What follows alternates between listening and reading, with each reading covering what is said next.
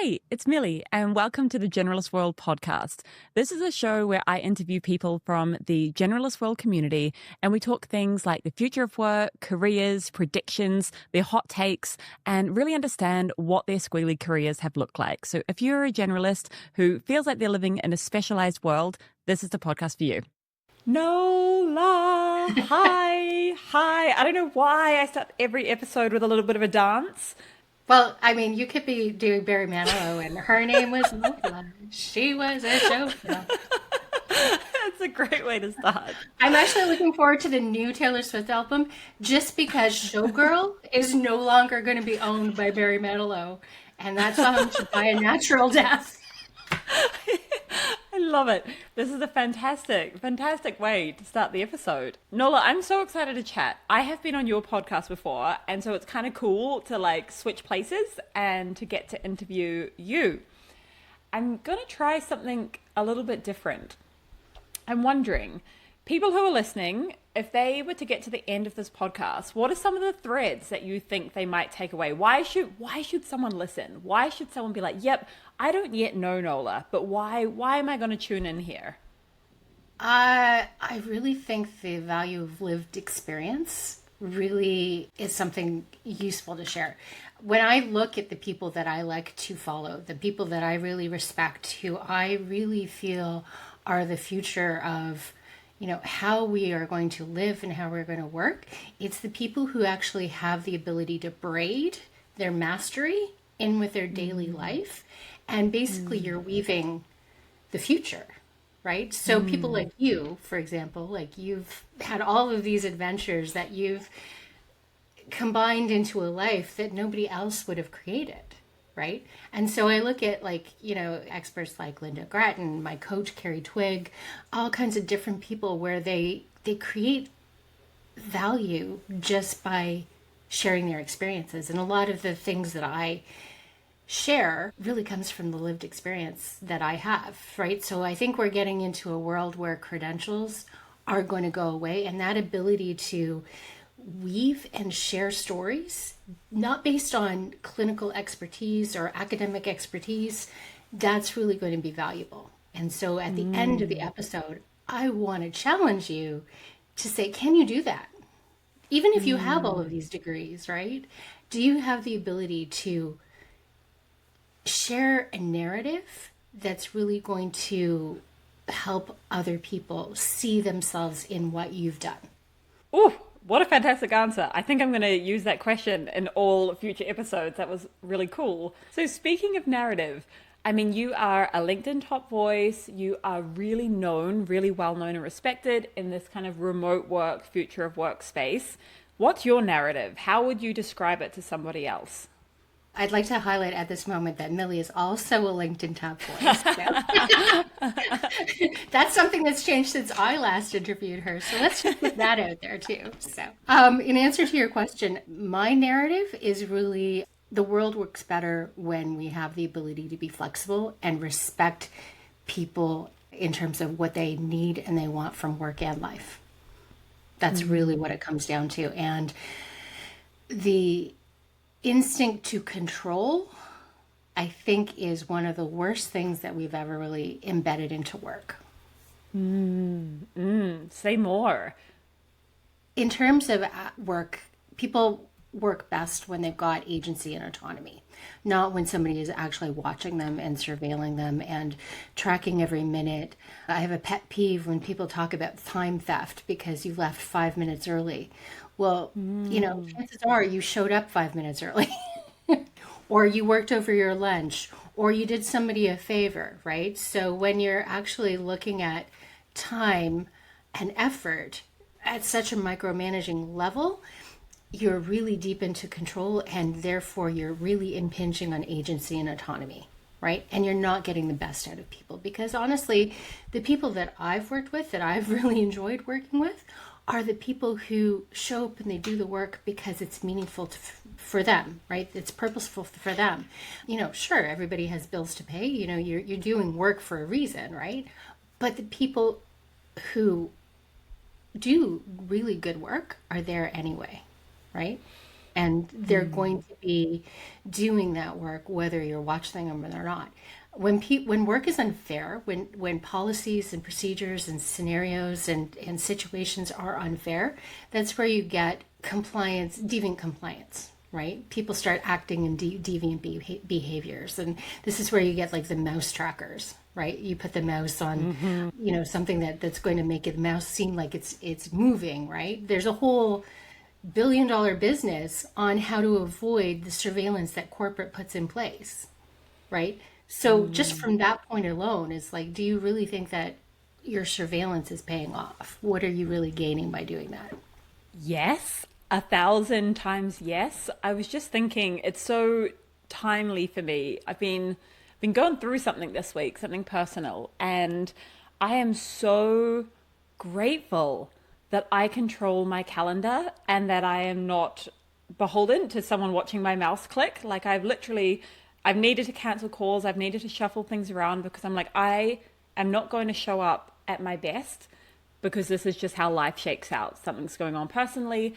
I'm going to commit to these things at a later date, but I need to shuffle things around. And it gave me a little bit of like anxiety and a bit of the fear of like, wow, what a privilege that I get to do this, but so many others don't.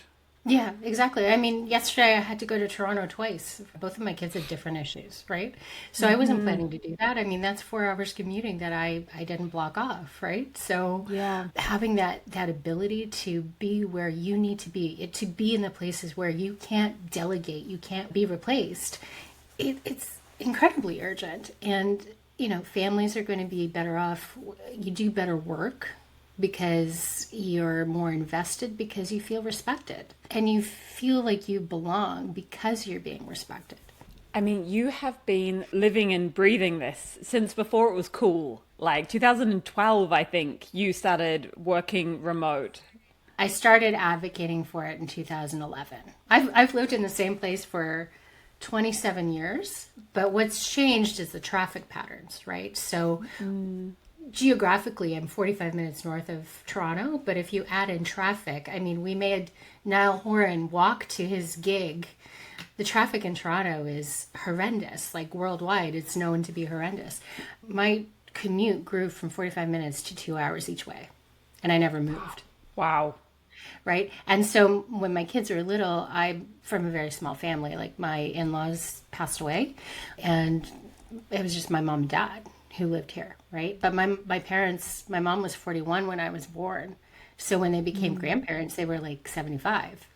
So I could leave my kids with them, but they couldn't really handle them for more than a couple of hours at a time. Right. So it was like I was at the point where I was seeing my kids an hour a day.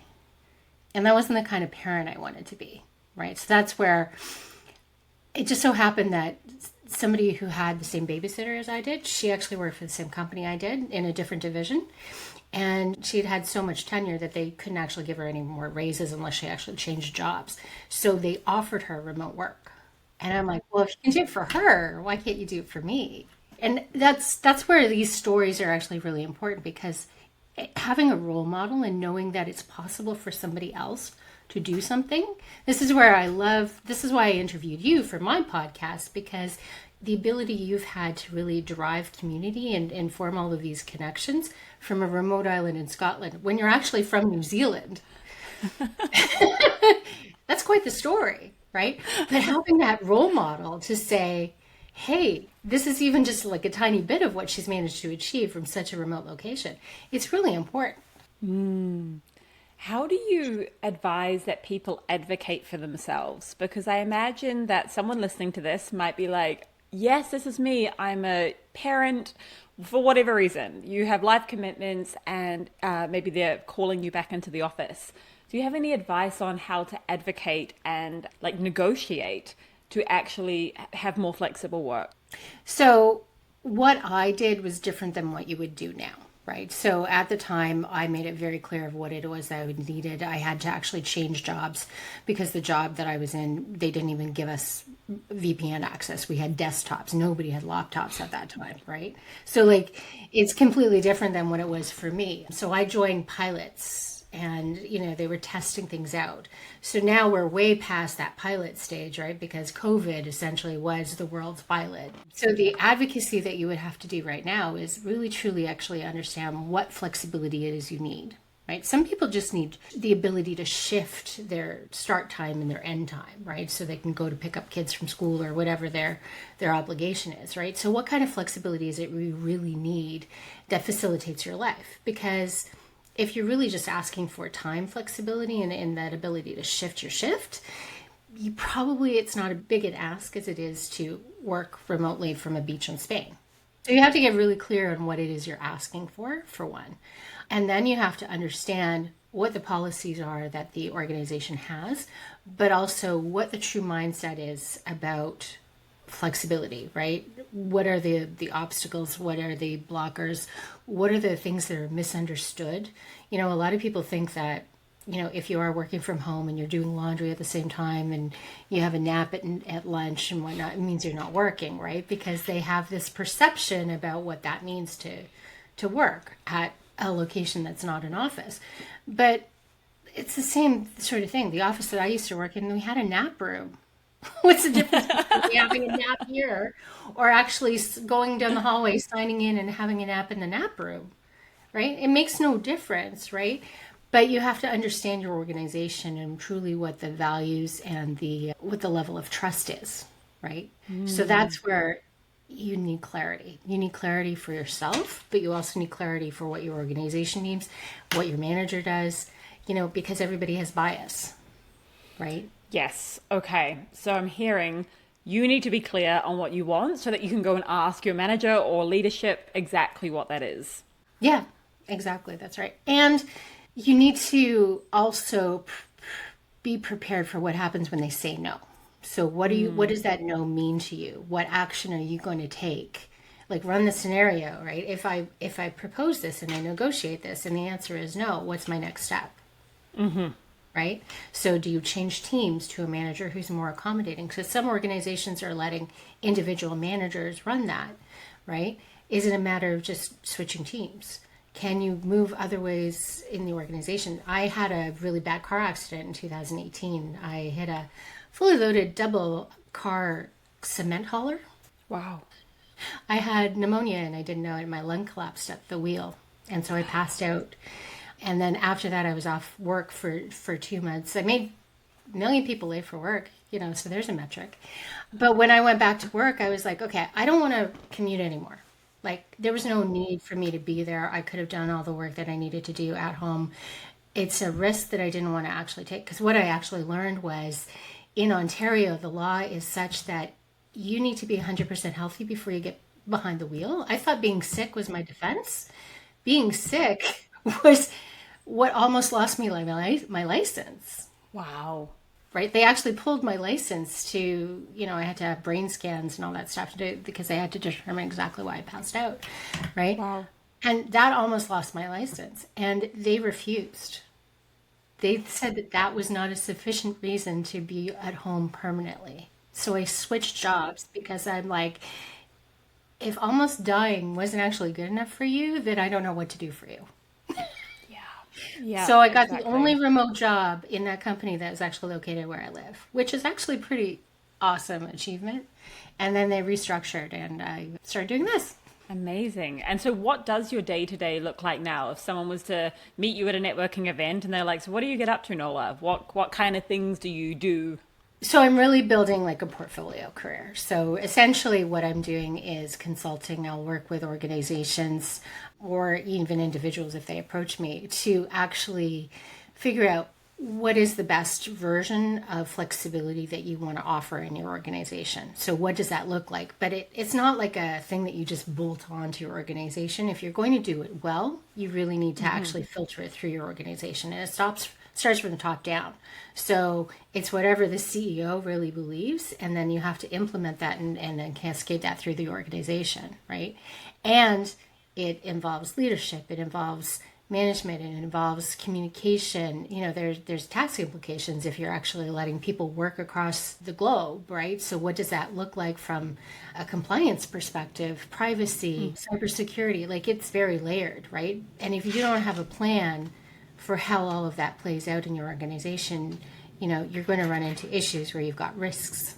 And that could be personnel risks, that could be turnover risks, that could be, like I said, security risks. That's what I do with organizations is how do you craft this in such a way that it's going to set you up to thrive and your people up to thrive as well.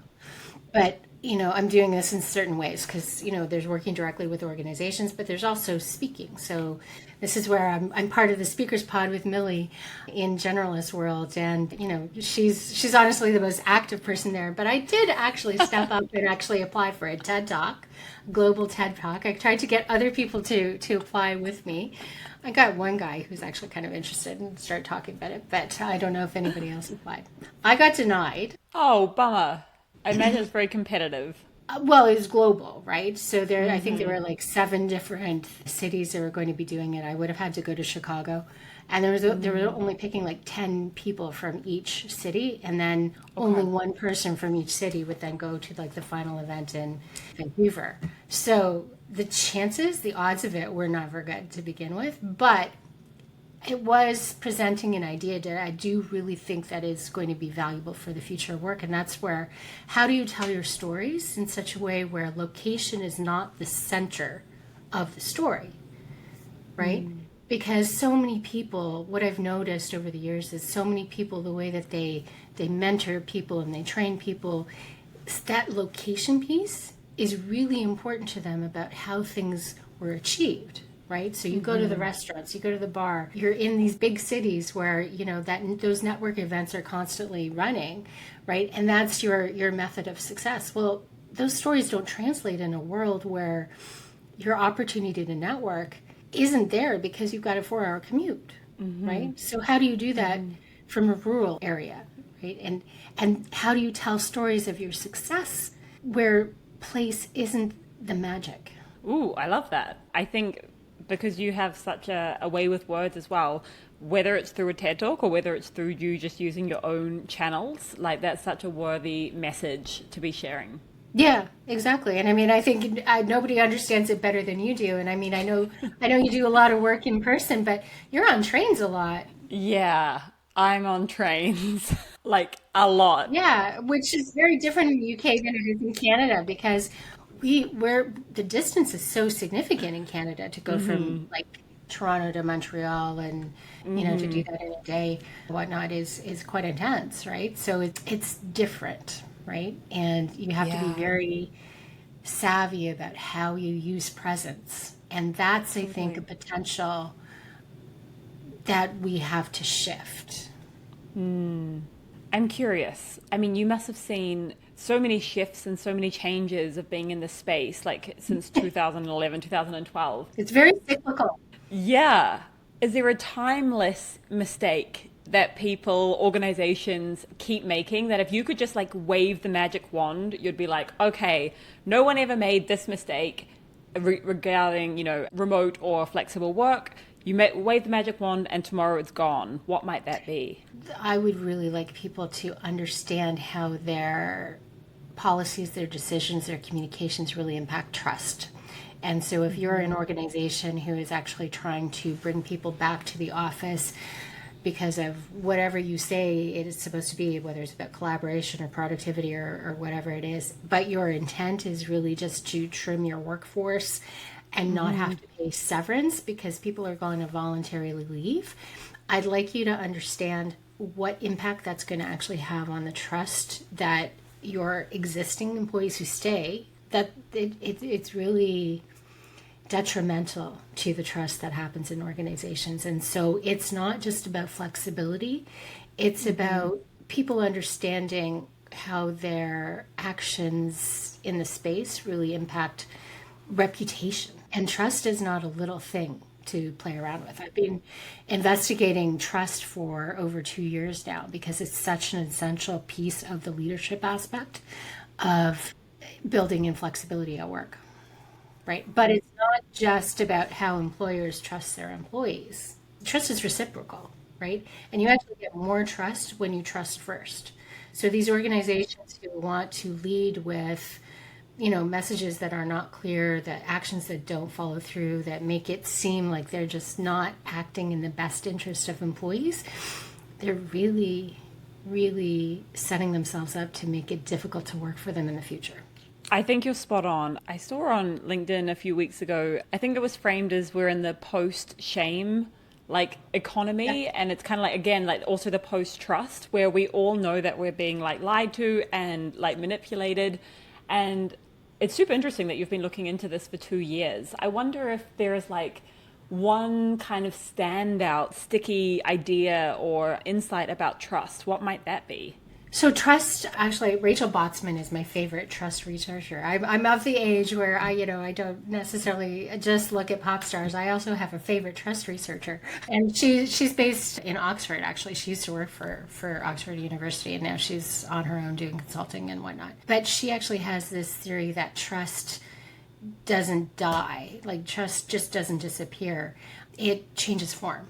So you're always trusting somebody, but who is that going to be? Because it's always very contextual, right? So right at the moment, especially with AI, her big concern about AI is people actually trusting too easily. Because AI is a thing, but in a lot of ways it acts as almost human, right? What is trustworthy? What's worthy of your trust, right? So there's trust shifts that happen. I had like a light bulb moment the other day on LinkedIn when I saw it was like 3 or 4 posts in a row, and they all had statistics in it. It was like 90% of people, 75% of people. And I had this aha moment of like, oh wow, I don't trust anything that I'm seeing anymore. Like nothing on this page, no one has verified it. It's all made up numbers. And I was like, wow, even from a year ago, the posts that I'm seeing on LinkedIn, my trust for what I'm reading has gone so far down because so few are backing up these statements and these numbers with actual cited sources or even checking these numbers. Like we all know that AI, as you said, hallucinates and Oh yeah. I have a Grammy Award according to AI. I'm like, oh cool. I don't know how I did that. Maybe when I write my congratulations. best-selling book and I do the audible narration and I actually get a Grammy Award for spoken word. Generalist 101. Generalist 101. This is how you get a Grammy. Get AI to hallucinate at first and make you think it's possible. Yeah, that would be an amazing social experiment and not that ridiculous to foresee that that could be a thing. That is actually how Viola Davis got her, was it pronounced ego? The EGOT. So it's the Emmy, the Grammy, the Oscar, the Tony. Oh, And she actually got the Grammy Award for her audiobook acting. okay. Yeah. Wow. So that is actually a thing. It's a whole kettle of fish. You're very wise to. Sorry, I'm interrupting there. I did want to say and acknowledge your point about the statistics. You'll actually notice in my post I don't use statistics. I am a math major and I took significant courses in probability and statistics. And you can prove anything you like with statistics because there's statistics and there's damn lies, and it's true. One thing I'd like to point out is there is an expert at Stanford University. He is very, cited in terms of like how people do hybrid remote or what's happening at the offices and whatnot. But his main success, if you actually trace his career and his major entryway into the area, was based on a survey that he did in China with a customer service team of 300 people 12 years ago. That study, it's such a small sample size, but that has driven his whole work. It makes me laugh because he's done more significant things than, right? But he's built that opportunity off such a tiny, tiny sample size. And personally, in lots of ways, I don't like citing it because I have some issues with how it was done. But yeah, you can go really, really, really far with numbers that prove a point that you're trying to sell something. Yeah. And this is where I think that being able to critically think is like beyond words so important right now and even more so in the next 5 to 10 years. Yeah. Yeah, exactly. And that's the thing, like especially when employers are coming to you and saying, we have to bring you back to the office because this is what we're trying to achieve. Is it? Because you're bringing me Yeah. back to the office because you're interested in collaborating, but when I show up to these meetings and I give my opinions, you're not respecting me, you're not actioning anything I say, you're not doing anything. So how are we collaborating? So that's where it becomes, you have to back up what you're saying with action, right? And that trust is essential. Yep. Giant plus one to that. In our shared notes, there were two kind of threads that I wanted to follow on. One was a beautiful, very short sentence, which I would love for you to talk to, and that is aging is a gift. Aging is a gift. It's funny because my parents were older, right? Like my mom was 41 when I was born. My dad was 39. She was a pioneer. She married a younger man in 1964. So I grew up with older parents. So my parents are actually the same age as my husband's grandparents were. His parents had him, the parents objected, right? And so they got pregnant and got so they could get married and actually move out. So he was born when they were 18. So, yeah, it's a significant difference. But his parents actually died when my husband was 32, and then 10 years later, his father died, right? So 42, right? My dad's still alive. He's 93, and my mom died at 87, right? So aging is something that not everybody gets, and you don't lose it once you get to a certain age. So this push really for retirement at age 65 in Canada now, it's moved to 67. I think that that's misguided because you don't lose the ability to work, but retiring has been, my mom died of dementia. And I do think that retiring and then just staying at home and watching TV, and she didn't necessarily like going out and doing exercise and all that stuff. I think that that's a thing that compiles, right? And it's not good for your mental health and it's not good for your brain. And so I think that that's something that we need to change as well in terms of how we work and when we work and how long we work. So if I look at my life, I'm 50, I'll be 54 at the end of September. And I look at my life, if I live to the same age my dad is right now, I've got another 40 years. How do I want to spend that? And I like the idea of going out and talking to people and writing books and sharing ideas and being active a lot more than I like the idea of staying at home and just cleaning the house. And I think honestly, that's going to shift as well too. So aging is a gift that not everybody gets. And I've done deep dives into Liam Payne in One Direction, and I mean, he died at 31. His birthday would have been a couple of weeks ago, actually, at the end of August. Such a shame. Yeah, it's such a helpful reminder. I think it sounds a little bit morbid, but it's such a helpful reminder to remind ourselves that we aren't going to live forever. And so how might we spend this potentially longer, but potentially not? Like nothing is guaranteed. We are not promised any extra days than we already have. Yeah. And this is where, for me, life and work all bubble into the one. Because if I'm going to be spending, 5 days of my week working, like heck, I might as well make it on something that I get a lot of meaning or joy. And this is a Yeah. huge part of the motivation of Generalist World of like, okay, how can we have more people doing more of the work that energizes them? Yeah, I know. And that's the thing that really stands out in your work and what you make public on LinkedIn. I love how judicious you are in what you share, right? Because you're actually one of the most private people in lots of ways, but you share so much. It's really an interesting way that you share. But what you tend to share are the things that bring you joy, like your gardening and your hiking and all of that Totally. personally motivate you. And that's actually a different way of sharing than a lot of women choose to do because they share their family and how they interact in their personal world, right? So I love that you share your joy. Thank you. That's gorgeous feedback. The second thread I wanted to pull on, which I know will be resonating with a lot of our listeners, you say that identity is always shifting and adaptability is a key skill. Can you talk more to what you mean by that? Yeah, identity is an actual interesting thing when it comes to actually work and life, honestly. So right at the moment, like my kids are now 18 and 20, they're at university. So my version of parenting is shifting, and it's interesting to see how your identity is really tied to that. It's like, who am I if I don't have, to wake people up and get them lunch and make them dinner and drive them places and all of the things that are involved with day-to-day parenting. It's sort of like moving from like an employee to a consultant. I'm now available by phone, unless you need me to drive to Toronto. But it's interesting because everybody relates to work in slightly different ways. So for a long time, I live in Canada, but I worked for an American division, and so people in Canada don't understand 401ks or any of the financial system in the U.S. A lot of people just got this deer in the headlight glazed over look. And so for a long time, I never bothered talking about what it was I actually did. I just said I worked for the company.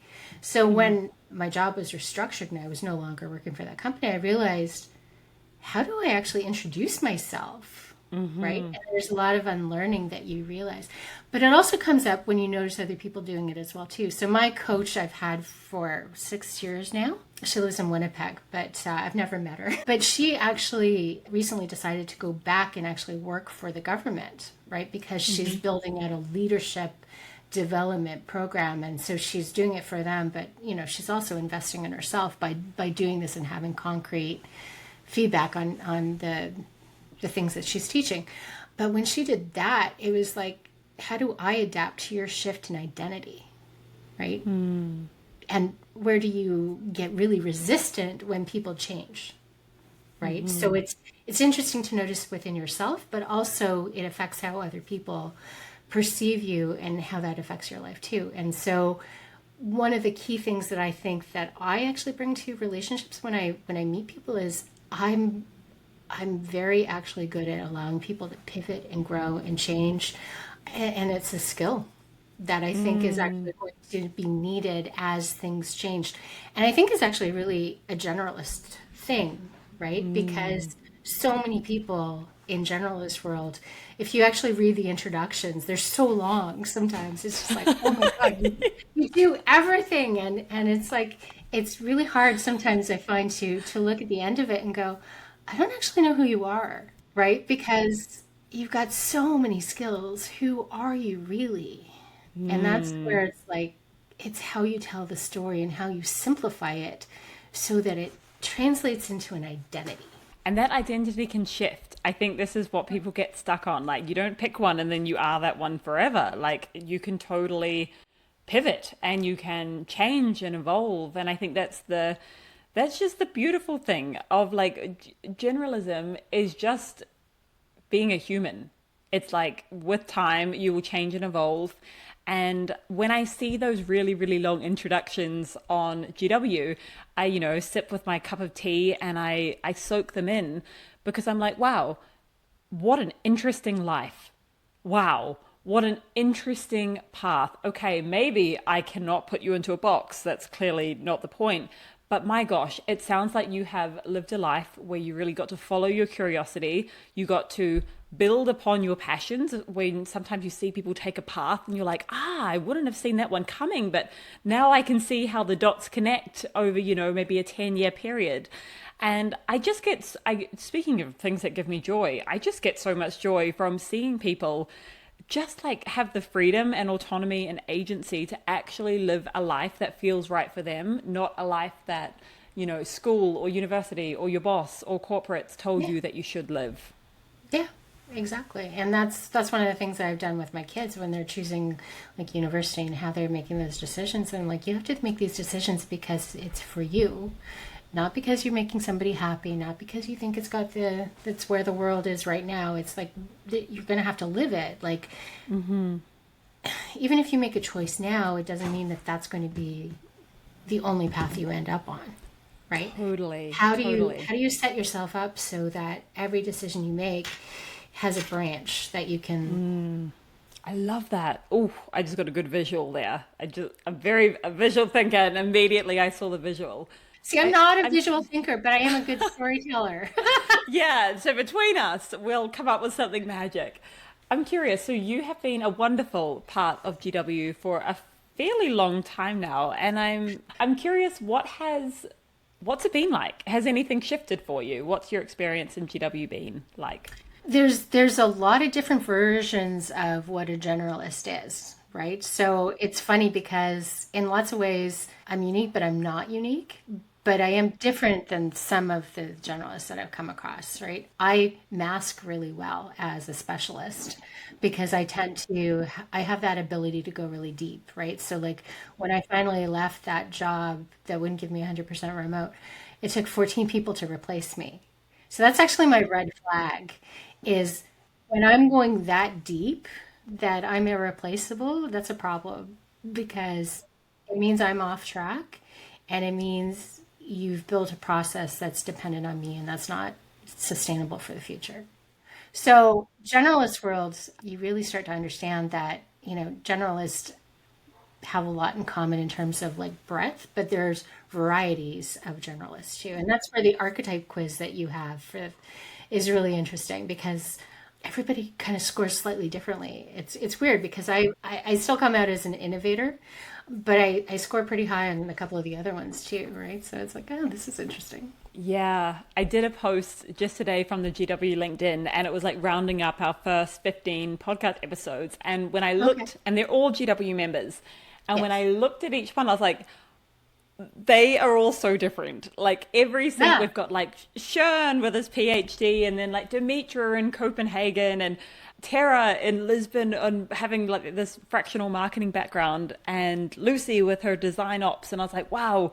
Again, I feel like generalist world is just such an exception to the rule. Like so often, it's like business, get your ICP, narrow it down, go more narrow. And I'm like, on paper, these people have nothing in common except for they have had this squiggly path and therefore, to your empathy point, have such a deep level of empathy for the pivots, for the reinventions, for the continuous learning. And that's the magic.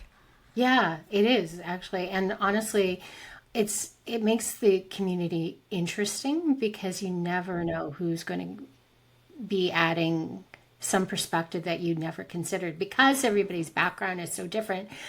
But there's a feeling of belonging because everybody knows everybody else is capable, right? There's a level of respect that I find sometimes is missing in other communities, right?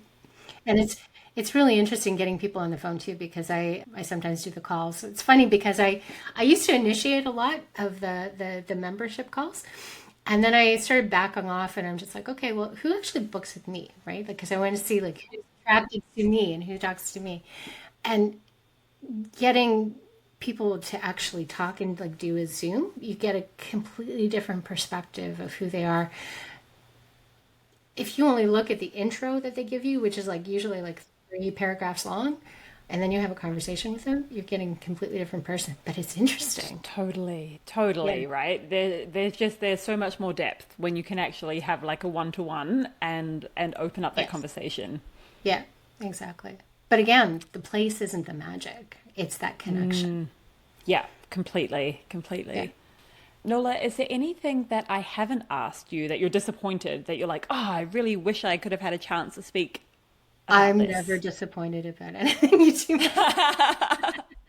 I'm honestly such a big fan. So, no, I think that you've covered a great thing. This is always just an opportunity to have a great conversation with you. So, no, I'm fine. Amazing. Well, we will be linking all of the different places that people can find you, including your podcast, so people can tune in. Yep. And thank you so much for coming on the show. Yeah, thank you.